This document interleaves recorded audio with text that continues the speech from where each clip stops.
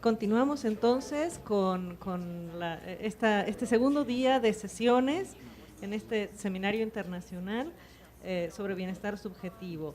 En el día de ayer pudimos oír muchas presentaciones sobre estadísticas nacionales, el uso en políticas públicas, y hoy tenemos una mesa desde un punto de vista diferente, una perspectiva diferente, que tiene que ver con usos potenciales en otros espacios micro. En particular vamos a tener varias ponencias sobre usos potenciales dentro de las empresas. Voy a presentar al primero de los ponentes, voy a ir presentando uno por uno. El primer ponente es Herberto Rodríguez Regordosa, quien es licenciado en Ingeniería Industrial y maestro en Finanzas por la Universidad de las Américas de Puebla, y cursó el programa de Alta Dirección de Empresas en el Instituto de Estudios Superiores en Dirección de Empresas. Es maestro en Economía de la Empresa en la Universidad Autónoma de Barcelona. Y pronto será doctor por esa misma universidad.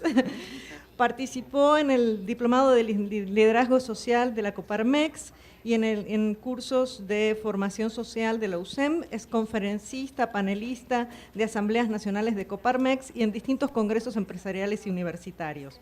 Se desempeñó como gerente general de tubos de cemento de alta resistencia y tubos ecológicos de concreto, y fue director general del IESDE. Participó como consejero de Canacintra, que es una organización empresarial, también como presidente de la Comisión de Empresarios Jóvenes de la Coparmex, otra organización empresarial de Puebla, y vicepresidente nacional de Empresarios Jóvenes.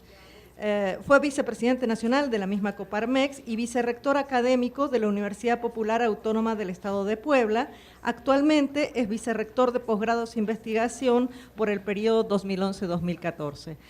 Tiene usted 20 minutos y estaré indicándole cuando falte. Muy bien, pues agradezco a Flaxo, agradezco al INEGI esta invitación de compartir experiencias de lo cotidiano, de la práctica, sobre todo estos últimos 9 años que me ha tocado estar como directivo de una institución académica. Yo conocí el tema de felicidad gracias a que tenemos a Mariano Rojas de part-time allá en Puebla, y nos hemos metido muy fuerte a este tema. Entonces he titulado mi conferencia un poco el tema de enseñar para el trabajo o aprender para la vida. Mi campo de investigación doctoral está en Economía de la Educación, entonces voy a tratar de hacer una mezcla y una buena síntesis de estos temas. Adelante. Bueno, aquí tengo el control, ¿no? Pues esta es la agenda que les propongo, hablar un poco de la situación de la educación universitaria a nivel mundial, el paradigma que se habla en Economía de la Educación, qué es un modelo educativo y cómo creo que se puede ver a partir del bienestar subjetivo, y algunas conclusiones que por supuesto ustedes tendrán la parte más importante. Bueno, pues en realidad lo que está pasando es que la educación superior a nivel mundial está bajo presión. La educación superior tiene sus antecedentes en la universidad de la Edad Media, muy apoyada en el tema de la iglesia, un cierto elitismo de que asistían ahí pues los eclesiásticos y la aristocracia, pero no estaba abierta a nadie más, ¿no? Luego en la época napoleónica y luego con el barón von Humboldt, la universidad empezó a hacerse más científica. Napoleón la veía como el lugar donde deberían de prepararse la gente para el servicio público, y entonces empezó a ver como intereses de Estado en empujar la actividad universitaria. Sin embargo, bueno, ya con aportaciones para bien y para mal de economistas como Schultz o Gary Becker, se propuso toda esta teoría del capital humano, donde realmente el enfoque es que la educación superior aporta mucho al crecimiento económico y debe ser un interés estatal y debe de, por lo tanto, tener recursos de tipo público, ¿no? Esto que ha generado, bueno, pues un desarrollo espectacular en el ámbito de educación superior a nivel mundial. En los países más desarrollados, digamos, la tasa de participación ya supera el 50% de los jóvenes que están en edad de estudiar, y en países como México pues hemos venido creciendo consistentemente, y hoy 1 de cada 3 chicos en edad de estudiar va a la universidad. Esto más el bono demográfico, por ejemplo, que hemos tenido en México, pues ha creado una presión tremenda sobre el sistema público que se ha tenido que resolver en gran parte con la educación privada, que hoy es una tercera parte de la matrícula en nuestro país, ¿no? ha generado, por otro lado, un seguimiento como de mejores prácticas, todos se han acreditado, todos se han certificado, hay una falta de diferenciación entre las instituciones, esto puede ser un problema. Por otro lado, las universidades estamos bajo una presión constante de ofrecer mayor cantidad y calidad de servicios ofrecidos, y por lo tanto nos estamos teniendo que enfrentar a un incremento constante de costos como consecuencia de un sistema de producción que es intensivo en personal calificado. En nuestra universidad, más o menos 2/3 partes de los ingresos se destinan a temas de nómina y el resto se reparte en lo que se puede, ¿no? Entonces, este es un tema del tipo de función de producción. Creo que los sistemas online y todo eso pueden ayudar un poco con un cambio tecnológico a mejorar esta eficiencia. Otros temas a nivel mundial, pues la crisis del estado de bienestar, hay presión para gastar en otros sectores y no en la educación superior. Por ejemplo, ahí hay una presión muy fuerte a invertir solo dinero en la educación inicial y no tanto ir a los siguientes niveles. Y bueno, pues también hay un rol más extenso en la educación superior con la sociedad, ya no solo como en la era napoleónica era preparar a los que iban a hacer el servicio público, sino se ha vuelto algo mucho más de regreso para toda la sociedad y ya no solo el Estado. Entonces hay un debate sobre si se deben seguir usando tantos fondos públicos. Y sí, creo que la tendencia es que hay una necesidad de incrementar el financiamiento privado, pero yo soy de los que cree que no se puede dejar solo al mercado. Al final me parece que un sistema híbrido entre educación privada, pública, que dé oportunidades puede ser interesante, ¿no? Hay un fenómeno también de un libro que acabo de leer, que es este del capitalismo académico. Se está viendo en un fenómeno, sobre todo en las universidades americanas y en algunas de estilo anglosajón, donde ya verdaderamente los profesores son unos capitalistas académicos extraordinarios. Me ha tocado convivir mucho con Michael Porter, por ejemplo, estos últimos años, y es impresionante ya el manejo de marca, de marketing, lo que cobra por conferencia. Este es un fenómeno y él difícilmente, bueno, va a tener tiempo, por ejemplo, para atender a un alumno en un concepto de tutoría como lo sabíamos hacer. Bueno, pues esto hay. Quiero revisar un poco de la literatura. ¿Cuáles son los objetivos tradicionales de la educación superior? Por supuesto, todos sabemos la docencia, esa capacidad de instruir, entrenar a estos estudiantes. Hay básicamente dos modelos que están en debate, uno meritocrático, que va mucho para proveer excelencia, que cierra las puertas de la universidad y solo las abre para aquellos pues que tengan más aptitudes, ¿no? Entonces el TOEFL, el GMAT, el GRE, todas esas cosas que hemos tenido que vivir y solo llegan este tipo de gentes, ¿no? Incluso en algunos temas la matrícula se vuelve también un asunto económico y eso es distinto a otros modelos egalitarios donde se provee oportunidad, que por ejemplo la UNAM creo que es un buen ejemplo de una universidad que lo que busca es una sociedad más igualitaria y donde provee oportunidad pues para todo quien quiere estudiar, ¿no? Bueno, el otro tema es la investigación y difusión del conocimiento. Bueno, uno es para mejorar la productividad a partir del cambio tecnológico y luego con las ciencias sociales, pues el funcionamiento de las instituciones, y otro que se ha puesto también muy de moda, pues es esta parte de vinculación-extensión que tiene que ver con el servicio a la sociedad, ¿no? Entonces, que los que estudiamos economía de la educación decimos, bueno, para nosotros este es el paradigma dominante. La educación debe de ser eficiente, para eso hacemos análisis de inputs y outputs. Por un lado tenemos estudiantes, profesores, el staff, los recursos, una caja más o menos negra donde hay enseñanza, aprendizaje y todos estos procesos, y al final, ¿qué buscamos que las universidades generen como outputs? Pues son egresados, que ojalá fueran de mucha calidad, productos de investigación, transferencia de tecnología como patentes y muchos servicios a la sociedad. Si esto lo llevamos al nivel solo del egresado, pues ¿qué es lo que tú tienes? Pues tienes un estudiante, hay un proceso hoy más de enseñanza que de aprendizaje, donde lo que se trata es darle competencias, ¿no? Ese es el tema de los pedagogos de hoy. Yo recuerdo cuando iba a los Boy Scouts, ¿no? y generabas cierto conocimiento y ciertas habilidades, te ponían un badge, ¿no? Te lo cosían a tu… Y este es el sistema para esa competencia, es decir, te poniendo badge para que tú puedas salir de la universidad pues que con todas las cuestiones, ¿no? Por supuesto hay técnicas, por ejemplo, manejar muy bien el Excel, hay específicas, por ejemplo, del área de ingeniería, el cálculo estructural, pero también hay unas que se llaman conductuales, que son las que abordaré después, ¿no? Pero al final lo que estamos generando es un producto que haga, digamos, un match o una correlación perfecta con lo que quiere la industria, con lo que quiere el mundo de la empresa, y entonces entonces tenemos un egresado competente para el trabajo, ¿no?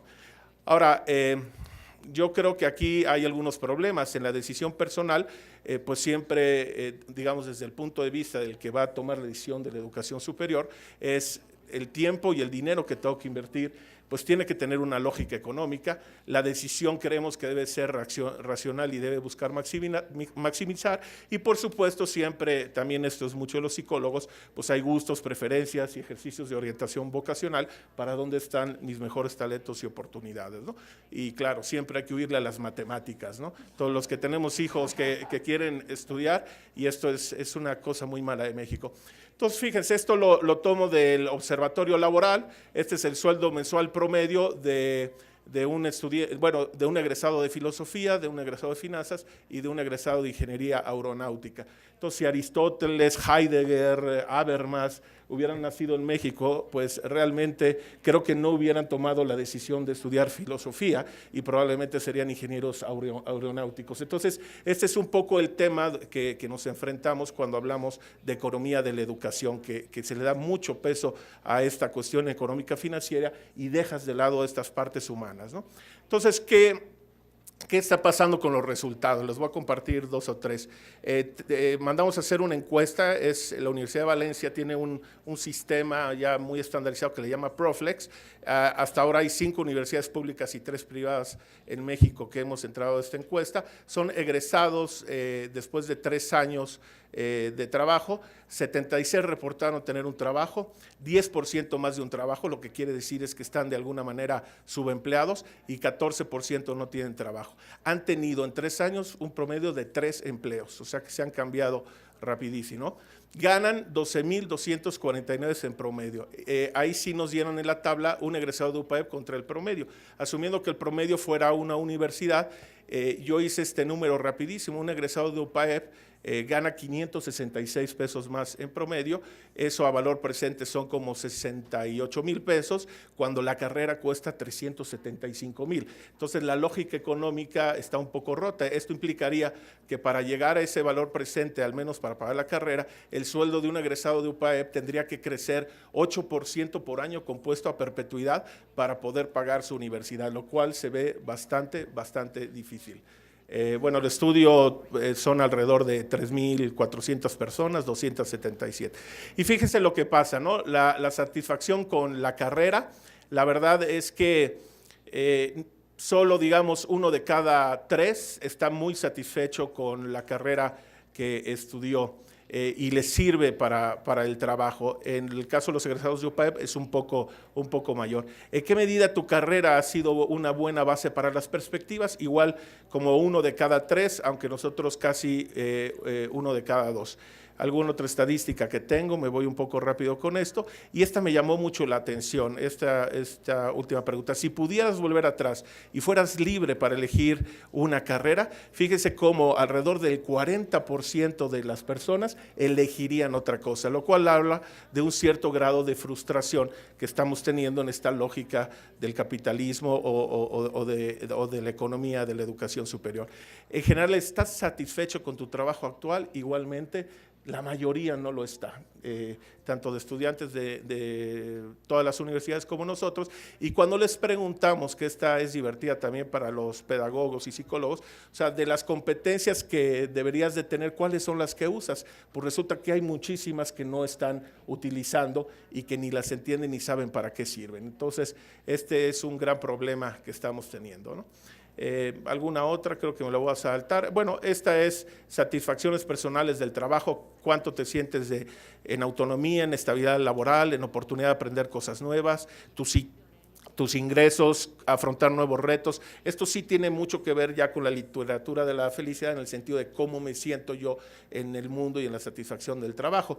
Acá yo lo único que quería destacar para dar entrada al siguiente capítulo es que en general los egresados de UPAEP reportaron scores mayores en la selección de valores y orientaciones, y quiero ligarlo un poquito al modelo educativo que nosotros estamos trabajando.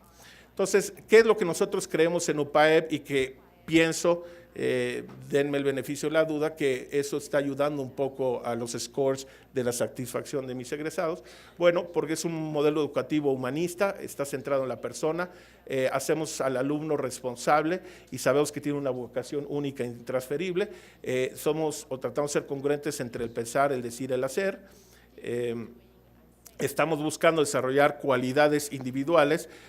Por ejemplo, fuimos la primera universidad en México que puso de manera sistemática el Strengths Quest de Gallup, que es de psicología positiva, para empezar como mecanismo de autoconocimiento para medirlo como herramienta para orientar el tema de los talentos, ¿no? Y que pudieran todos los alumnos vivir mejor sus espacios de aprendizaje. Creemos que la sociedad es natural y necesaria, hay un cultivo y maduración de las potencialidades y capacidades humanas y hay una defensa de la verdad y de todo el tema cultural. O sea, tratamos de hacer una universidad no tan en el ámbito tecnocrático, sino más redonda en todos los aspectos. Esto no me voy a meter, pero parte de una filosofía institucional que se va aterrizando y se va concretando hasta lo que pasa, por ejemplo, en el aula. Entonces, voy a mencionar algunas cosas. Por ejemplo, el que tiene sí formación por competencias, pero también hay mucho las competencias humanas, la parte de los deportes, la vinculación social, un currículum interdisciplinario y flexible, muchas cosas que hemos puesto a trabajar que están sucediendo ya en el aula, que esperamos le den al alumno muchos más elementos, ¿no? Ahora, ¿qué hago entonces con esta literatura de bienestar subjetivo? Bueno, yo creo que al estar centrado en la persona, en nuestro modelo educativo, el proceso ya no es tanto de enseñanza, sino de aprendizaje. En esa visión de cada estudiante es único, es en cierta manera un currículum también subjetivo, porque es el alumno el que va decidiendo qué quiere y cómo aprende y qué decide de su vida. Y yo creo que esto es una muy buena base para apoyarnos en la literatura del bienestar subjetivo.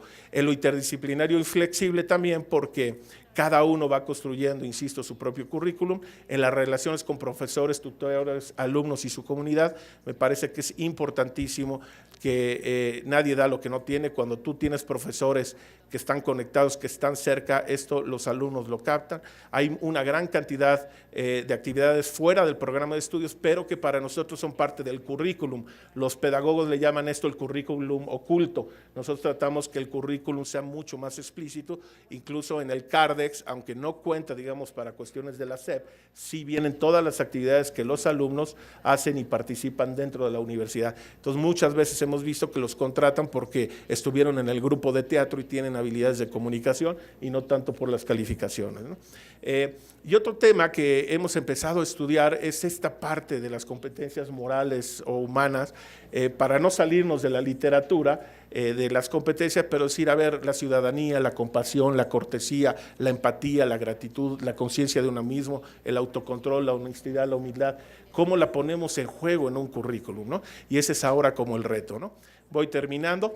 Y hoy creo que el siguiente paso, me parece, es que tenemos que empezar a cruzar los dominios de vida de la literatura del bienestar subjetivo con un modelo educativo. Es decir, hay bastante buena literatura en el sentido de que la gente que tiene familias estables hace una buena carrera y termina con una familia estable. Que la gente que tiene noviazgos y relaciones sociales dentro de la universidad, en general es más feliz. Que los estudiantes que fuman marihuana no son más felices, por si les tenían duda. Entonces, se ha ido construyendo, digamos, bastante literatura, pero no es todavía suficiente, me parece, para entender sobre todo la dinámica de la educación superior. Algunas conclusiones: yo creo que el paradigma dominante está en crisis. Esa perspectiva de educar para el trabajo y para el ingreso está agotándose. Yo creo que el bienestar subjetivo nos puede ser muy útil para construir un nuevo paradigma, y que yo lo he llamado algo así como educar para la felicidad y para una vida llena de sentido. Y yo creo que todos los modelos educativos pueden utilizar esta literatura para enriquecerse y de alguna manera ser más humanos. Y finalmente, y esa es una convocatoria a todos ustedes, hay mucha necesidad de hacer investigación sobre educación y su relación con la felicidad. Muchas gracias.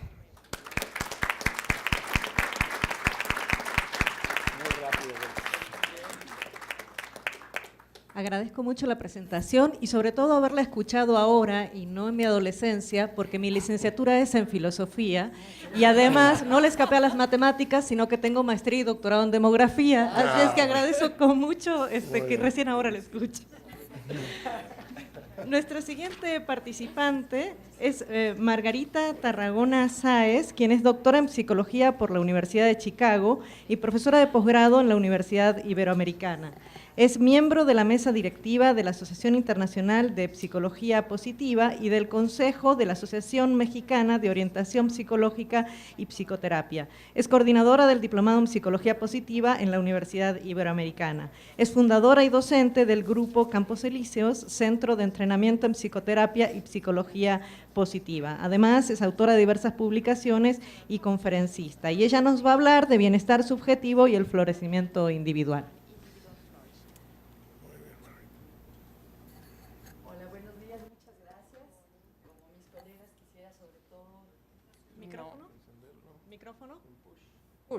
Perdón, yo tengo una maestría en ingeniería mecánica y eléctrica. No, no es cierto, soy muy mala para estas cosas. Quisiera agradecerles de verdad a Gerardo, al INEGI y a Flaxo la oportunidad de estar aquí. Me siento sumamente honrada de estar en compañía de ponentes tan extraordinarios y les agradezco mucho estar aquí. Bueno, yo quisiera darles en 15 minutos un tour, una especie de vuelo de pájaro sobre la psicología positiva y lo que nos puede aportar en términos de la toma de decisiones individuales para promover nuestro bienestar. ¿Qué es la psicología positiva? Bueno, la psicología, dando un paso atrás, creo que hemos estado oyendo en estos 2 días mucho sobre el interés de los politólogos, los sociólogos, los economistas por promover el bienestar, y la psicología es otra disciplina que ha estado interesada en particular en los últimos 15 años, pero con algunas excepciones que se remontan hace más de 3 décadas, como el trabajo del doctor Diener, entre otros, en estudiar qué es lo que sí funciona en las personas, qué es lo mejor de la vida, qué es lo que ayuda a las personas a vivir plenamente, cuáles son las fuentes de la salud psicológica. Christopher Peterson, que en paz descanse, otro de los pioneros de la psicología positiva, de una manera nada humilde decía que el objetivo de la psicología positiva es estudiar qué es lo que hace que la vida valga la pena. Obviamente esto no es solo un ámbito de la psicología, la filosofía y otras disciplinas han tenido muchísimo que decir, pero lo que quiero transmitir es esta idea de que dentro de la psicología, aunque parezca mentira, es algo poco común estudiar qué es lo que sí funciona. Aquí, por ejemplo, está una foto del DSM, que es el manual estadístico de trastornos mentales, que en su versión anterior tenía más de 250 categorías de trastornos mentales, y está a punto de salir la 5ª edición, que va a contener todavía más, y cada vez más aspectos de la experiencia humana son clasificados como patológicos. Ha habido un gran revuelo porque algunos autores piensan que, que con esta nueva edición del Manual de los Trastornos Mentales es probable que el 50% de la población norteamericana en algún momento de su vida sea susceptible de recibir un diagnóstico. Entonces, la cultura de la psicología, ¿cuántos de ustedes aquí son psicólogos? Bueno, bastantes. Entonces, la cultura de la psicología ha estado muy enfocada como en buscar qué es lo que no está bien, qué es lo que no funciona. La psicología positiva no propone echar a la basura más de un siglo de investigación y conocimiento y prácticas psicológicas, sino simplemente tener una profesión y una academia más equilibrada, que le dé tanta importancia a lo que va bien, a lo que ayuda a vivir plenamente, como a las dificultades, al dolor humano. Por ejemplo, hace poco ya un colega muy querido, James Pawelski, que hablaba de que desde el punto de vista metafísico, que yo no sé mucho, no sé nada de metafísica, una de las propuestas de la psicología positiva es que lo bueno o lo deseable es tan real como lo malo. Bueno, esto me lo voy a saltar, pero simplemente a veces me hace, como mencionaban algunos de los colegas que hacen cuestiones estadísticas, que al principio cuando trataban de medir esto, sus compañeros se reían o se burlaban, pasa lo mismo en el mundo de la psicología. Entonces, una especie como de carta de presentación, yo siempre digo, miren, esto es en serio, ¿no? Miren quién está haciendo esto. El doctor Martin Seligman, por muchos considerado el padre de la psicología positiva en la Universidad de Pensilvania, el doctor Mihai Csikszentmihalyi en la Universidad de Claremont, el doctor Diener, a quien tenemos aquí, George Valiant de Harvard, Christopher Peterson. El punto es que en algunas de las mejores universidades del mundo, investigadores muy serios de primera están tomándose muy en serio la importancia de la felicidad. algunos colegas me dicen, ay, eso es una gringada, solo es algo que les interesa a los americanos, pero no es así. Tenemos grandes investigadores en muchos otros lugares del mundo, en Europa, en América Latina, y en México un número cada vez mayor de psicólogos están estudiando esto. Les pido una disculpa, esta no es una lista exhaustiva de ninguna manera, nada más son los que yo conozco, con quienes tengo contacto, la doctora Joaquina Palomar, un grupo de la UNAM, la doctora Egui Luz, la doctora Andrómeda Valencia, que está aquí, Rocío Hernández Pozo, el doctor Alejandro Tapia, en fin. Mi punto es que gente muy capaz y muy seria está estudiando esto.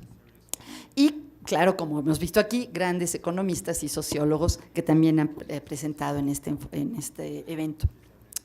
Entonces, esta cuestión una cuestión semántica interesante es ¿de qué hablamos? ¿De felicidad, de bienestar, de florecimiento? Se ha hablado mucho de felicidad, como mencionaban algunos de los ponentes. Hablar de felicidad a veces incurre en el riesgo de que la gente lo identifique nada más con una carita feliz, ¿no? Me acuerdo la primera vez que estábamos promocionando el diplomado de Psicología Positiva en la Universidad Iberoamericana, los diseñadores de la universidad, con muy buena intención, la primera ilustración que hicieron para el póster era un payasito, y no me acabó de gustar porque creo que transmite esa idea nada más como de la sonrisa, y el concepto de felicidad incluye la sonrisa, incluye el estar alegre, pero va más allá.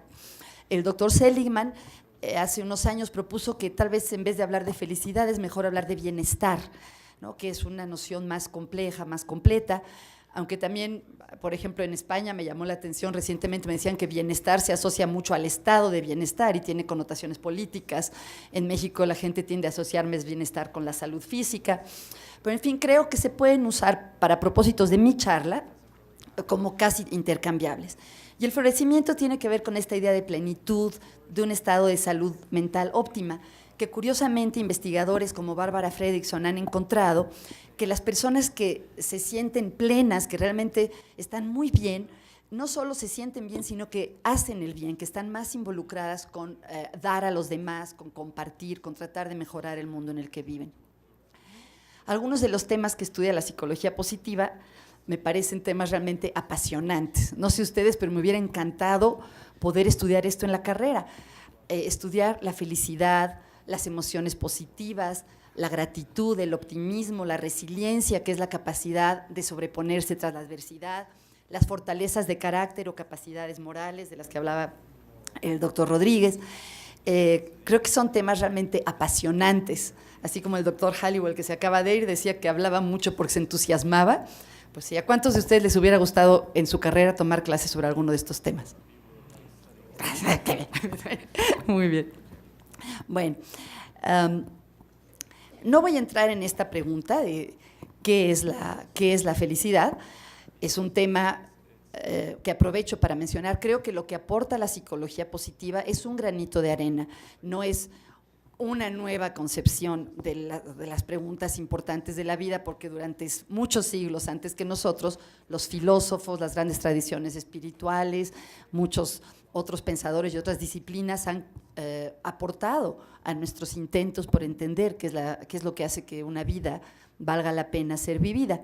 Lo que le da su toque característico, lo que distingue a la psicología positiva, es el utilizar los métodos científicos para estudiar temas que antes habían sido poco estudiados.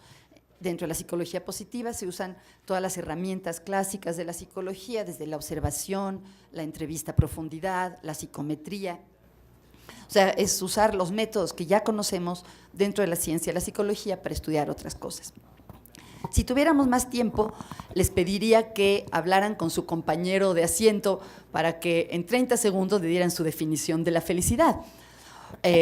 Aristóteles fue uno de los primeros en hablar de esto. ¿Hace cuánto? Entonces, 2.500 años. Y nosotros les iba a pedir en 2 minutos que ustedes lo discutieran, pero nos lo vamos a saltar. Las investigaciones sobre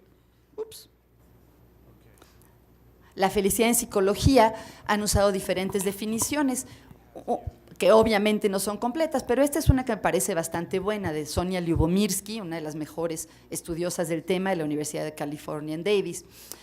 Ella define la felicidad como una combinación de sentir gozo, estas emociones positivas, estar satisfecho con nuestra vida, como han hablado ya varios de los ponentes, esta combinación de ambos elementos, el cognitivo, evaluativo y el emocional, son dos de los componentes centrales de la felicidad, y una sensación de que la vida vale la pena y tiene sentido. Esto tendría que ver con la eudaimonia. Entonces, generalmente, las investigaciones sobre la felicidad abarcan uno o todas estas dimensiones. El doctor Seligman hace una analogía que se me hace muy bonita, que dice que cuando le preguntamos a alguien qué es el clima es el viento, pues es una parte, el clima es la humedad, pues es una parte, es la presión atmosférica también, pero no es ninguno de estos de manera aislada, es un conjunto de elementos. De la misma manera podemos pensar que el bienestar, la felicidad, también es un conjunto de elementos a nivel psicológico. Y es lo que quisiera transmitirles en esta charla de hoy, una especie de recurso mnemotécnico o heurístico para sintetizar qué es lo que hasta ahora sabemos sobre los elementos más importantes de la felicidad a nivel individual. Seligman ha propuesto un modelo que sintetiza en el acrónimo PERMA, y que yo he traducido al español como prisma, son los mismos elementos, pero en otro orden. Entonces, para que nos acordemos, ¿qué es lo que incluye este prisma de la felicidad? La positividad, voy a entrar, primero se los voy a mencionar, después voy a tratar de describir brevemente cada uno de ellos. La positividad, las relaciones interpersonales positivas, el involucramiento, la implicación en nuestras actividades, en nuestra vida, el tener una vida con significado y propósito y proponernos y alcanzar metas. De esta manera, así podemos sintetizar muchos de los hallazgos más importantes sobre los factores que más contribuyen a la felicidad personal. Empecemos brevemente por la positividad. La positividad se refiere sobre todo a sentir emociones que nos gusta sentir, y también tiene un elemento cognitivo, de tener un marco cognitivo optimista respecto al futuro. La investigadora más importante de esto es la doctora Barbara Fredrickson. Cabe mencionar que durante muchos años, y hasta la fecha, si van a una biblioteca de psicología y buscan libros o artículos sobre ansiedad, sobre ira, sobre tristeza, pues hay volúmenes y volúmenes y volúmenes. Y hay bastante consenso entre los investigadores que estas emociones, entre comillas, negativas, como la ira o la ansiedad, cumplen una función evolutiva muy importante de supervivencia, ¿no? Son necesarias para huir de los peligros, para estar alertas ante los riesgos y poder defendernos. Sin embargo, durante mucho tiempo se pensó que las emociones positivas, pues quién sabe, ahí están, pero quién sabe para qué sirven. Las investigaciones de la doctora Fredrickson, que por cierto ha encontrado que las emociones positivas que la gente reconoce con más frecuencia y que puede diferenciar tienden a ser estas que tienen frente a ustedes, ha propuesto que las emociones positivas sí cumplen una función. Ha visto, cuando ha hecho experimentos en los que se inducen emociones positivas en los participantes y se les hacen mediciones pre y post, que cuando las personas experimentan emociones positivas, mejora su capacidad de enfocarse, de poner atención, mejora su memoria inmediata, su fluidez verbal y algo muy interesante, aumenta su apertura a la información nueva. Y en base a esto ha creado una teoría que se llama de ampliar y construir, que propone que a nivel evolutivo como especie, el experimentar estas emociones gozosas nos permite abrirnos al mundo, explorar y construir. Como mencionaba el doctor Diener ayer, se ha visto que la positividad predice el tener mejores relaciones interpersonales, predice el éxito laboral, predice la salud, sobre todo, como mencionaba el doctor Diener, en cuanto a susceptibilidad a las infecciones y presencia de factores inflamatorios, y hay bastante evidencia que se correlaciona con la longevidad. Un dato muy importante que encontró la doctora Fredrickson es que hay cierta tasa o proporción de emociones positivas que caracteriza a las personas que realmente están felices o plenas, y es una proporción de 3:1. Es decir, que no es que nunca experimenten emociones tristes, iracundas o que estén desesperanzadas, pero que por cada emoción de estas negativas hay 3 emociones positivas. Esto va un poco en contra de la intuición, porque yo me hubiera imaginado, por ejemplo, que una persona deprimida tendría muchas más emociones que negativas que positivas, pero no es así. ¿Saben qué proporción de emociones positivas y negativas tienen las personas deprimidas? 1 a 1. Lo cual nos lleva a un punto al que no vamos a entrar, que es que parece ser que las emociones positivas y las negativas son 2 dimensiones separadas, no un continuum. Bueno, las relaciones. Si pensamos en prisma, la positividad, relaciones. Fíjense que hace un par de años una colega brasileña, a la que quiero mucho, me dijo un dicho brasileiro que me encantó, que decía lo siguiente: si quieres matar a la araña, deshazle su telaraña. Y pensé, qué cierto es esto para los seres humanos también. Si nos deshacemos de nuestra red de relaciones, ¿qué queda de nosotros? Hay muchísima investigación que apoya, que muestra evidencia que tener una falta de redes sociales fuertes implica un riesgo de mortalidad comparable a tener alta presión o al fumar. Y hay mucha evidencia de la asociación entre las buenas relaciones y el funcionamiento de diferentes sistemas como el cardiovascular, el endocrinológico, el inmunológico. Perder a una pareja, por ejemplo, es uno de los eventos más estresantes y más difíciles de superar en la vida, y la calidad de nuestras relaciones se relaciona con nuestra felicidad total. John Gottman ha encontrado que las buenas relaciones de pareja tienen una proporción de 5 a 1 de interacciones positivas a negativas. Bueno, ahora sí me voy a ir volada. Christopher Peterson, uno de los pioneros de la psicología positiva, que tristemente murió hace unos meses, decía que la psicología positiva se puede reducir en 3 palabras, que son: los demás importan. Hay mucha evidencia que uno de los factores primordiales de lo que contribuye a nuestra felicidad es el tener buenas relaciones con los demás. Ups, ay, ¿qué hice? ¿Cuál es el botón de pánico? Gracias. Okay. Bueno, el involucramiento se refiere a tener experiencias de flow. ¿Les ha pasado a veces que están haciendo algo y están tan metidos en lo que hacen que pierden la noción del tiempo, que están totalmente enfocados en eso? A eso se le ha llamado experiencias de flow. Quien las ha investigado más es el doctor Mihai Csikszentmihalyi, y lo que ha encontrado es que tenemos estas experiencias cuando hacemos cosas que implican un nivel de reto de mediano alto y para las que tenemos un nivel de habilidad de mediano alto. Este desarrollo de habilidades para enfrentar retos contribuye enormemente a nuestro bienestar. No voy a entrar aquí en todas las combinaciones. ¿Y por qué es importante? Porque Csikszentmihalyi y una gran cantidad de investigadores que han sido sus discípulos han encontrado que cuantas más experiencias de flow tenemos en la vida, más felices somos. Si somos capaces de involucrarnos en lo que hacemos, de enfocarnos en nuestras actividades, de estar presentes, esto también aumenta nuestra felicidad. El significado en la vida, relacionado con lo que estaba mencionando el doctor Halliwell hace unos momentos, se ha visto que las personas que son voluntarias o que ayudan a las demás tienen menor incluso tasa de mortalidad en un periodo de tiempo dado, que las personas que acuden a servicios religiosos o se identifican como religiosas o espirituales también tienen mayores niveles de felicidad. Son pequeños ejemplos de la importancia de sentirnos parte de algo más, de sentirnos conectados con otros y con algo más en nuestra vida, con proyectos que nos trascienden en lo individual. Bueno, y por último, el tener metas. Fíjense que esta palabra ikigai viene del japonés, y una investigación que hizo Dan Buettner sobre los lugares donde había más gente centenaria en el mundo incluía Okinawa en Japón, y cuando entrevistaba a los centenarios, varios de manera espontánea usaban la palabra ikigai, que quiere decir tener un motivo para levantarse en las mañanas. Esto tiene que ver con tener un propósito en la vida. Y se ha visto que efectivamente cuando las personas establecemos metas, aumentan las probabilidades de lograrlas y contribuye a nuestra identidad y a tener significado en nuestra vida. Las mejores metas son aquellas que son intrínsecas, o sea, que las hacemos porque nosotros estamos interesados, porque son importantes para nosotros, específicas y medibles. Bueno, entonces lo vamos a dejar aquí por el momento. Nada más quisiera mencionar, bueno, me voy a pasar un momentito, cómo aumentar nuestra felicidad.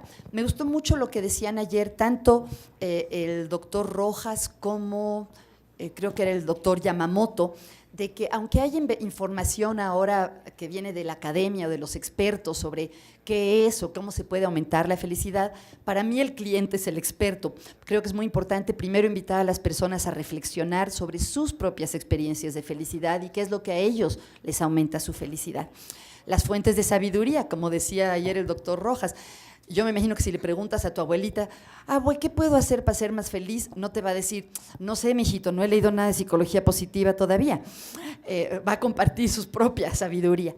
Entonces creo que podemos enriquecernos de muchas fuentes de información, pero lo que aporta hoy la psicología positiva, por un lado, es todo este acervo de investigación que nos puede dar buenas ideas para reflexionar, y más recientemente se ha experimentado con las llamadas intervenciones positivas, que son ejercicios o actividades que experimentalmente se ha comprobado que aumentan la felicidad de las personas. No tenemos más tiempo, ¿verdad? Ok, 1 minuto. En 1 minuto les diré, si pensamos en estas 5 áreas para aumentar la positividad, una de las cosas que podemos hacer es fomentar nuestra gratitud, por ejemplo, llevando un diario de gratitud. También ayudar a los demás, hacer actos de amabilidad y de compasión por los demás, meditar. Hay una cantidad impresionante de evidencia de cómo el meditar aumenta nuestros niveles de emociones positivas, hacer ejercicio físico para tener buenas relaciones, también hay muchas cosas que podemos hacer, y para tener más involucramiento, escoger actividades que sean un reto y para las que desarrollemos habilidades y poder enfocarnos en ellas, establecernos metas que sean importantes para nosotros, medibles, observables. Para cada una de estas dimensiones hay cosas que podemos hacer y sobre las que podemos tomar decisiones en nuestra vida cotidiana. Gracias.